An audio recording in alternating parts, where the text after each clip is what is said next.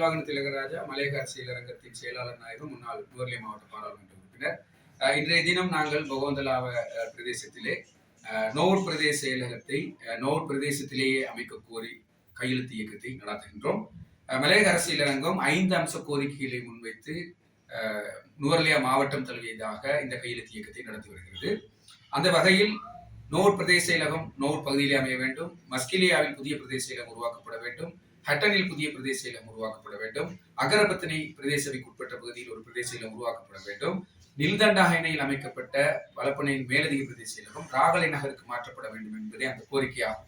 குறிப்பாக இன்றைய தினம் நாங்கள் பகவந்தலாவை பிரதேசத்திலிருந்து வலியுறுத்துவது, பகவந்தலாவை உள்ளிட்ட நோவூர் பிரதேச சபைக்கு உட்பட்ட பிரதேசம், அதே போல மஸ்கெலியா பிரதேச சபைக்கு உட்பட்ட பிரதேசம், இந்த 2 பெரும் பிரதேசத்திற்கு கிட்டத்தட்ட 2 லட்சம் அளவான சனத்தொகையினர் வாழ்கின்றனர். இவர்களுக்காக 2016ஆம் ஆண்டு முன்பதாக அல்லது 2020ஆம் ஆண்டுக்கு முன்பதாக அம்பகமோ என்கின்ற கிணிகத்தனை வரையாக சென்றுதான் பிரதேச செயலக விடயங்களை பெற்றுக்கொள்ள வேண்டிய தேவைப்பாடுகளை பூர்த்தி செய்ய வேண்டியிருந்தது. இதனை கருத்தில் கொண்டு 2016ஆம் ஆண்டு நான் பாராளுமன்ற உறுப்பினராக இருக்கும்போது பாராளுமன்றத்தில் ஒரு பிரேரணை முன்வைத்து அதன்படி அம்பகமோ பிரதேச செயலகம் 2ஆக பிரிக்கப்பட்டு நோட் பிரதேச செயலகம் உருவாக்கப்பட்டது. அது 2021ஆம் ஆண்டு உபசெயலகமாக திறந்து வைத்த போதும் கூட நாங்கள் பெரும் போராட்டம் நடத்தி அதனை நோவுட் பிரதேச செயலகமாக மாற்றியமைத்தோம். அது நோவுட் நியூவெலிகம பகுதியில் அமைக்கப்பட்டது.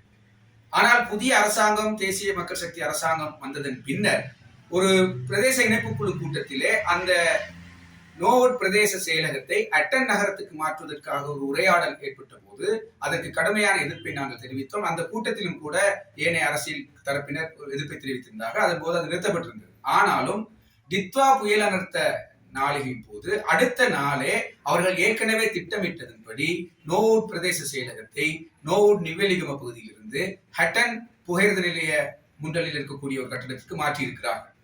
நாங்கள் மிக தெளிவாக சொல்லுகிறோம், ஹட்டன் நகரத்திற்கு ஒரு பிரதேச செயலகம் வேண்டும் என்பதில் எந்த விதமான மாற்று கருத்தும் இல்லை. அது ஹட்டன் பிரதேச செயலகமாக இருக்க வேண்டுமே தவிர நோவுட் பகுதியில் பகவந்தலாவ, மஸ்கெலியா போன்ற பகுதிகளில் உள்ள மக்களுக்காக அமைக்கப்பட்ட நோவுட் பிரதேச செயலகத்தை அபகரித்து ஹட்டன் பிரதேச செயலகத்தை உருவாக்குவதோ அல்லது ஹட்டன் நகரத்தில் வைத்துக் கொள்வதோ அநீதியானது. இதனை மக்களின் உரிமை பறிப்பாகும்.